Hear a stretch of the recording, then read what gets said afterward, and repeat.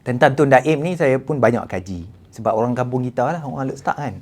Sekolah pun sama. So, bila baru-baru ni keluar dekat podcast Keluar Sekejap, KJ, bersama Tuh Puan Naimah.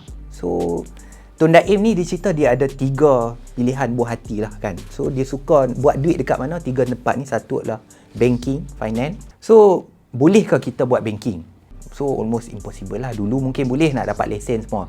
Tapi dalam dunia sekarang, banking tu adalah pinjaman.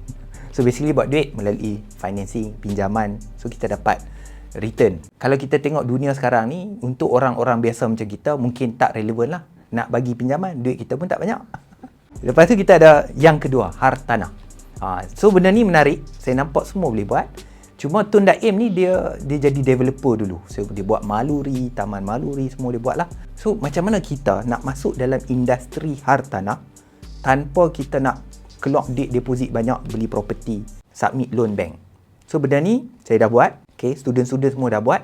Kita sebenarnya ramai tak tahu dekat Malaysia ni kita boleh beli hartanah serendah RM200.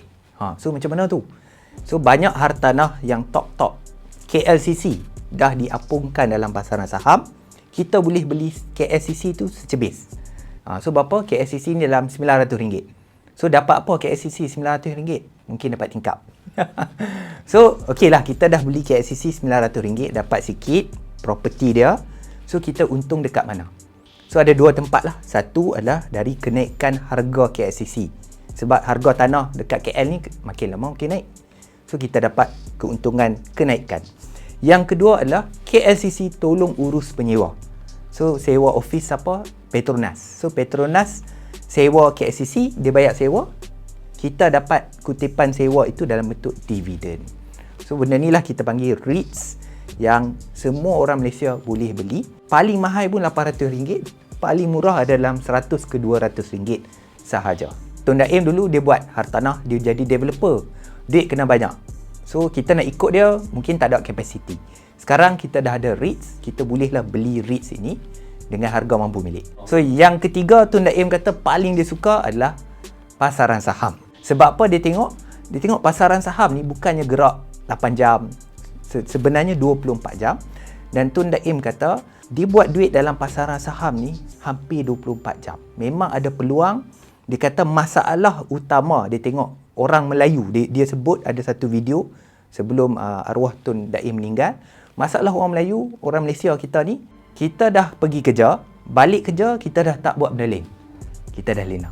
So dia kata itu big mistake, kenapa kita masih tak kaya, tak ada duit lebih. So apa dia buat dulu, dia balik, dia mencari peluang nak beli saham apa? Saham apa tengah murah. So ni habit yang dia buat lah. Dia start dengan pagi ada Bursa Malaysia, malam lepas kerja tak ada alasan nak beli saham Malaysia, tutup, ada saham US. So benda ni habit dia buat. Dia gandakan duit sehingga Tun Daim pegang Nestle hampir 30%. Tun Daim ni saya suka cara dia quote kan. Dia kata pasaran saham ni bukan tempat kita nak kaya cepat. Kan? Kalau you nak kaya cepat, you pergi main loteri, main judi, haram. Pasaran saham ni saving. You buat benda tu sebagai saving. Nanti nanti dia kata dividen, you makan dividen je. Okay, so saya nak sebut simpan saham ni dapat apa? Dapat dividen. Kalau ASB bagi dividen setahun sekali, pasaran saham ni bagi dividen setahun 4 kali. So orang terkejut lah. Wih, banyaknya, 3 bulan sekali dapat duit. Ya. So sebab itulah Tun Daim sayangnya pasaran saham. Sebab dividen punya banyak. Kalau beli 3 jenis saham, satu saham bayar dividen 4 kali setahun, dah tiap-tiap bulan dapat dividen. Kan duit dah masuk. So Tun Daim buat apa? Dia rolling saja. Rolling, duit dah banyak. So, adakah kita perlu sangat cerdik macam Tun Daim ke apa? Kita kena tengok zaman lah. Kan? Dulu tak ada internet, tak ada AI. Nak cari apa-apa, Tun Daim dengan Tun Mahathir selalu rajin pergi library. So, ilmu tu dulu memang semua ada dekat buku, ada dalam library, so diorang suka membaca. So, sekarang kalau kita nak akses kepada ilmu, dah ada AI, kita dah boleh dapat ilmu dengan cepat. So, Tun Mahathir pun selalu bagi tahu, teknologi ni, dia kalau kita guna cara baik, kita dapat manfaat. Kalau kita guna cara tak betul, then buruklah hasilnya. Kalau dulu Tun Daim boleh akses info semudah macam sekarang, rasa dia dah boleh beat Elon Musk.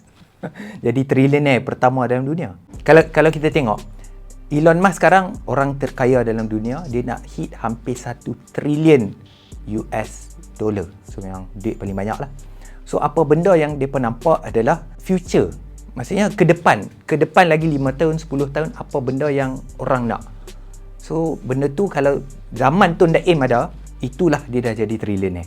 Kalau dia boleh nampak ke depan sedikit. Apa yang Tun Daim nampak, yang ramai orang tak nampak adalah waktu krisis dunia 98, pasaran saham krisis kan, banyak saham jatuh. Waktu tu dia shopping. Sebab dia kata murah. Dia shopping saham, dia shopping pasaran Malaysia, pasaran US, pasaran Asia, semua dia shopping sebab dia kata murah. So memang terbaliklah dengan orang biasa, bila pasaran saham jatuh, dia pun kata bankrupt, rugi, tapi cara orang kaya berfikir adalah konsep simple. Mai saya nak beritahu, kita selalu pergi shopping, adakah kita nak beli barang harga normal price? Tak pernah. Kita duduk tunggu raya sale, year end sale. Konsep samalah jutawan bilioner pakai dalam pasaran saham. Saham jatuh, dia beli. Diskaun katanya. So itulah hebatnya Tun Daim, kalau dia boleh akses kepada info dan teknologi zaman tu, dia dah boleh beat Elon Musk jadi triliuner pertama dalam dunia. Dulu Tun Daim kena pergi library, kena belajar tentang saham, nak akses, nak beli saham apa. Sekarang semua maklumat dah ada dekat ujung jari. Kita pun boleh belajar cara online. Dan Niaga Saham kita sediakan kelas saham. Kalau berminat boleh klik link di bawah.